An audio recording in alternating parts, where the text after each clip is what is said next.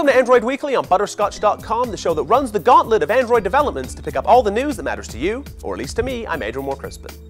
On this week's show, TouchDroid to Androidify your touchpad, Samsung out of the Nexus running, and not everyone celebrates the Google Moto mating.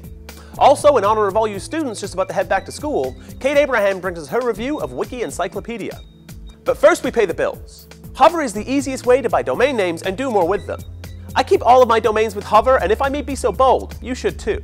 The thing I like most about Hover is that buying a domain or personalized email address doesn't feel like a dirty deal.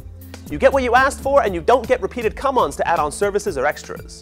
Get 10% off domain registration and all other Hover services by going to hover.com/Android. On to the show. Over the weekend, the internets were all abuzz with news of the drastic price drop on the touchpad from HP. First, the news was of HP killing the touchpad after lackluster sales. Next, of crazy blowout prices on HP's erstwhile tablet. The 16 gig model was going for $100 and the 32 gig for $150. Mere days later, a group of Android devotees launched TouchDroid. TouchDroid is supposed to be the online hub and rallying point for Android dev types eager to get HP's WebOS off and the latest version of Android on the discontinued tablet. I pinged the developers to ask for an ETA on the project. Strangely, I was kickbanned and told in no uncertain terms that I was no longer welcome. So who's working on the project? Well, that's the rub, as the TouchDroid project wiki page says. Considering that hardly anyone even has a tablet yet, and some of the developers don't yet realize they're going to be developers, I figure this is going to take a good long while. Whatever the case and however long it takes, if you were able to snag a touchpad in the fire sale, you may have just secured yourself the most inexpensive Android tablet yet, with a little patience. Rumor has been swirling as to who will be tapped to make the next Nexus. In episode 21 of Android Weekly, we made a pretty compelling case that Samsung was up to bat again. They're the company behind the current Nexus, the Nexus S. It looks like we may have been wrong, or maybe not. Let's explore. A Samsung release roadmap has been leaked. Sammy, of course, disavows any knowledge, but it looks and sounds legit. If indeed it is legit, Samsung's first ice cream sandwich phone will be the GT i9 and it won't see release until December of this year. That will put it out of the running as the next Nexus, believed to be called the Nexus Prime. Nexus phones launch with the latest version of Android. They're the narrow end of the wedge. As Ice Cream Sandwich, the launch OS for the next Nexus, is apparently scheduled for release in October of this year, the Nexus Prime will launch right along with it. So, either the leaked roadmap is out of date, the Ice Cream Sandwich rumored launch date is wrong, or, the most likely option, some combination of the two is in effect. Whatever the case, I'm getting a little confused.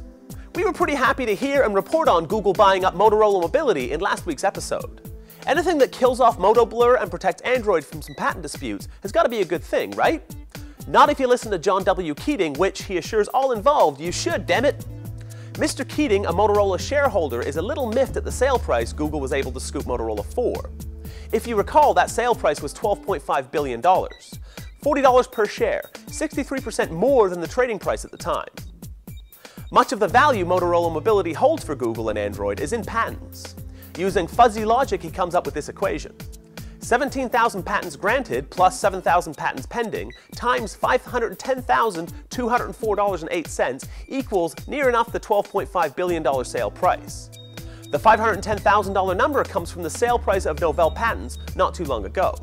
Keating contends that Motorola effectively sold its patents and gave away its mobile division for nothing.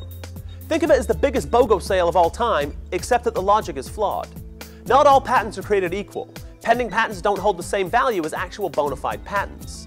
Also, patents have a shelf life of 20 years. Motorola Mobility has been around for 30. Surely there are some patents nearing their expiration date among the portfolio. Our advice to Mr. Keating, take your 63% or better return on investment and stick it in a high-interest, low-risk security or similar financial instrument. For our review of the day, we throw it over to Kate Abraham, who's showing us the Wiki Encyclopedia app. Access to every student's favorite resource and every teacher's bane. Wikipedia in your pocket. I'm all about apps that make life simpler and faster, and I have found a gem in the Android market that puts an encyclopedia into the palm of your hand. Wiki Encyclopedia gives you fast access to Wikipedia from your Android phone. This great little app has the same search functionality as the web page. Just type in a key term and click on the magnifying glass to read up on the subject. Then click near the hyperlinked words to continue browsing through the pages. If you prefer to use the desktop version of Wikipedia, navigate to Settings and then deselect the Mobile Wiki feature. This is useful when contributing content to the site. You can also set your language and text size preferences from here. The app's content can be easily changed between wikipedia.org and Wiki Travel from your menu key.